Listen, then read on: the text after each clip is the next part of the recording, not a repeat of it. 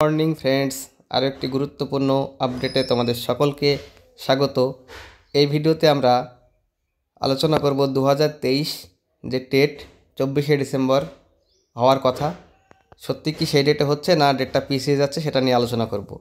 তো আমরা ইতিমধ্যে দেখেছি 11ই ডিসেম্বর আমাদের কলকাতা হাইকোর্টে ডিভিশন বেঞ্চে কিন্তু পরীক্ষা না নেওয়ার বিষয়ে কিন্তু একটা কেস ফাইল হয়েছে। কেসটা ফাইল করেছিল দিলীপ কুমার ঘোষ নামে এক ব্যক্তি। তো এখন বর্তমান বিষয় হচ্ছে আজকে, অর্থাৎ 14ই ডিসেম্বর আজকে কিন্তু সেই কেসের গুরুত্বপূর্ণ শুনানি হতে যাচ্ছে প্রধান বিচারপতির এজলাসে। তো আজকে মোটামুটি ক্লিয়ার হয়ে যাবে 24শে ডিসেম্বর পরীক্ষা হচ্ছে কি হচ্ছে না। এখন বিষয় হলো 24শে ডিসেম্বর পরীক্ষা হবে কি হবে না। আমার দৃষ্টিভঙ্গি থেকে মনে হচ্ছে পরীক্ষা হবে বা হওয়া উচিত, কেননা সবার উপরে পরীক্ষা বা শিক্ষা ব্যবস্থা, এটা কিন্তু বাস্তব কথা। হ্যাঁ, তারপরেও একটা বিষয় মানে খুবই গুরুত্বপূর্ণ বিষয় আছে, সেটা হচ্ছে গীতা পাঠ। এটা একটা হিন্দু ধর্মের কিন্তু ভাবাবেগ, অতএব হিন্দু ধর্মটাও কিন্তু একটা ইস্যু। সেই জায়গা থেকে কিন্তু নেগেটিভ চান্সও আছে পরীক্ষা না হওয়ার।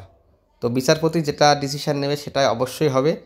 আর প্রধান বিচারপতির এজলাসে কেসটা আছে, গুরুত্বপূর্ণ শুনানি, সেটা কিন্তু আজকেই ফাইনাল হয়ে যাবে এবং পরীক্ষা হওয়া না হওয়া কিন্তু আমরা প্রায় 2 থেকে 3 ঘন্টার মধ্যে জেনে যাব।